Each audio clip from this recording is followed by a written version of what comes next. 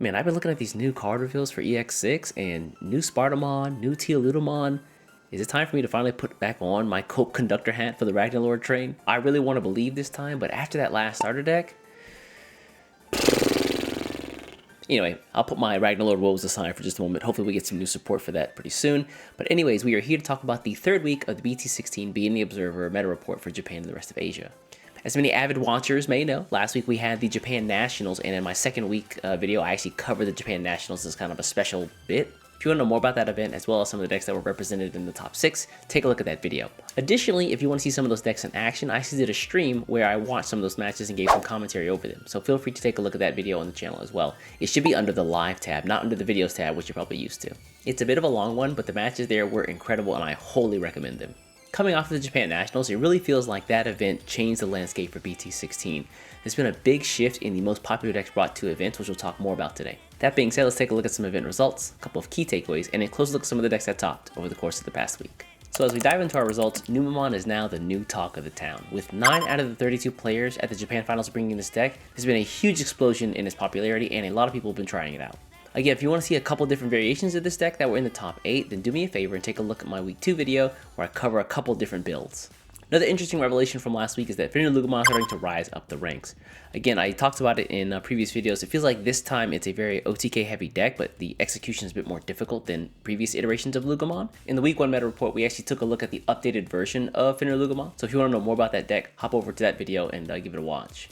Looking along the lines of the champion level here, we also see Yellow Vaccine. I think a lot of people expect this deck to be running like the Patamon with the Angels and things like Seraphimon, what have you, but there's actually been a big change where it actually uses absorbed a lot of the armor cards from not only Rapidmon armor, but also Magnamon armor as well. And with these two things under its belt, it makes your ace cards much stickier so that you don't get the overflow, and there's some pretty nasty DP minus effects along the way.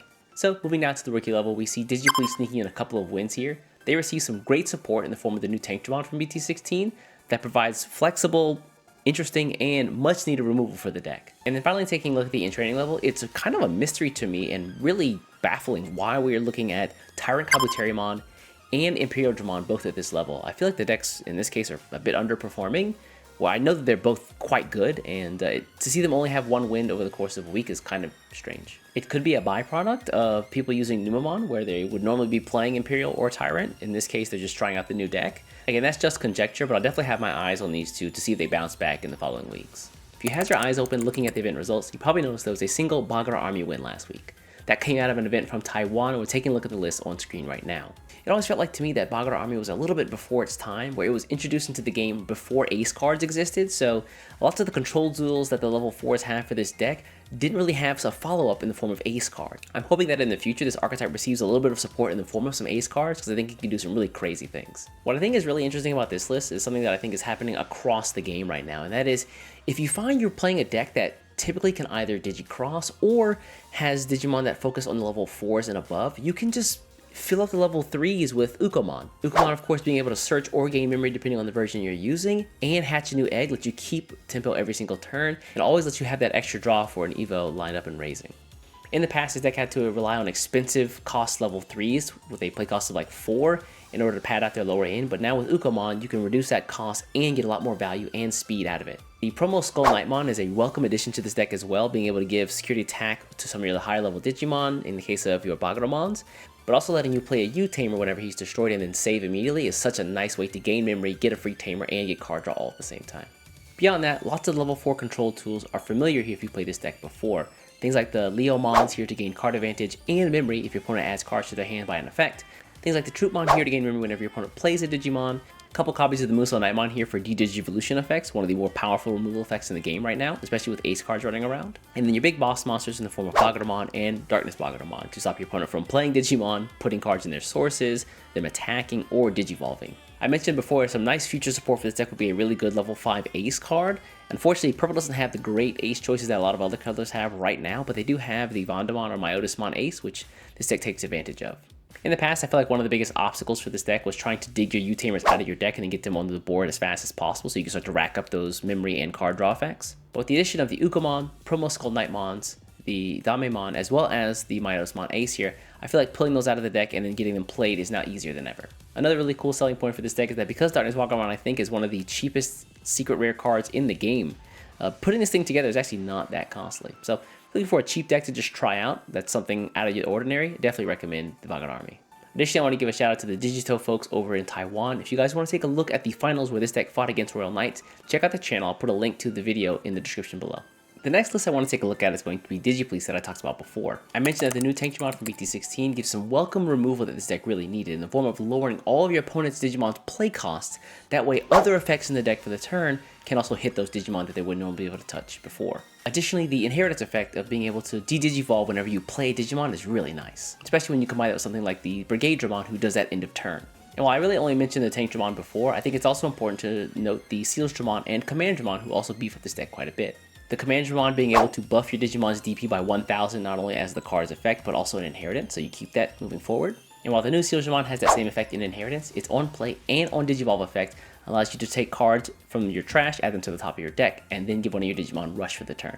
With the addition of this card, you'll notice that this person removed the copies of Nume and the Sasuke Tamer that were previously seen here. This deck also got its own appropriately themed memory boost type card in the form of the new, and I'm going to get this on the first try, watch me work. Metropolitan Police Department, Community Safety Bureau, Cybercrime Division, Investigation Unit 11, Digimon Crime Response Team. Card. And yes, I know what you're thinking. Yes, I did nail that. Now, I expect you true DigiPolice players to say the same thing, the whole thing, every single time you play this deck. Jokes aside, one thing that isn't very funny about this deck is the inclusion of the Vikemon. In the past, we'd probably have seen a couple copies of the Mega Gargamon Ace here. Vikemon Ace is also a great choice. And then true to his blue-black colors here, he can de-digivolve, he can freeze Digimon that don't have enough sources, and then on attack, he can also remove Digimon that don't have enough sources on board.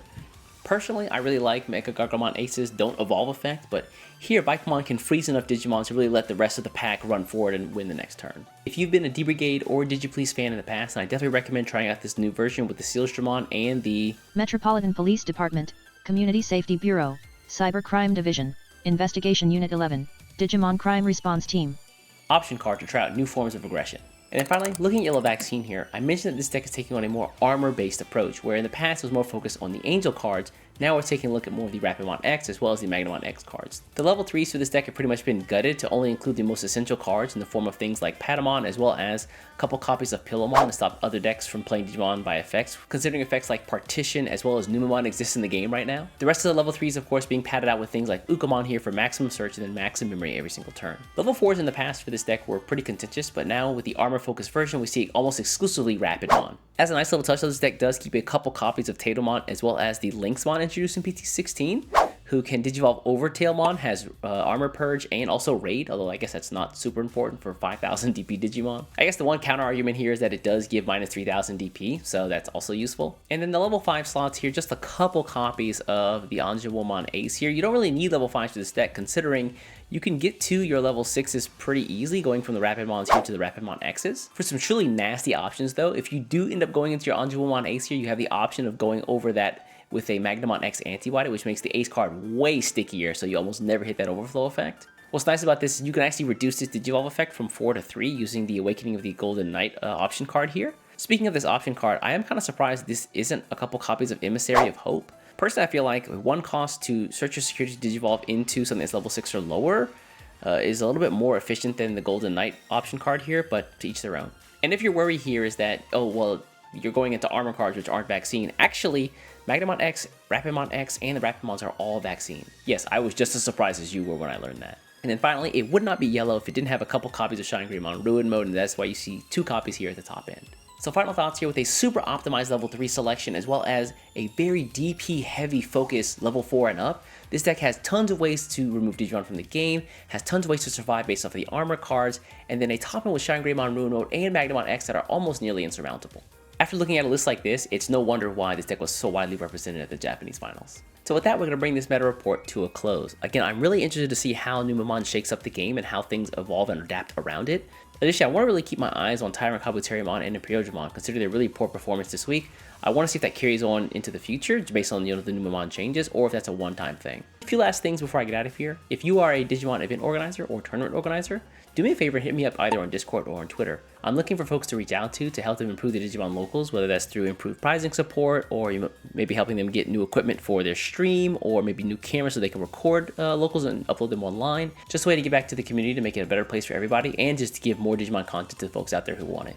In that same vein, I want to reach out and say a big thank you to the folks who become official channel members so far here on YouTube. Your support does go a long way in helping other people create Digimon content that we can all enjoy. And if you're not already a channel member, then I really implore you to become one. $5 a month is probably the simplest and fastest way you can feel good about supporting the Digimon community as a whole. And currently that will be going to the tournament and event organizers that I mentioned just a moment ago to help them promote the Digimon card game, but also to create more Digimon content for everyone to enjoy.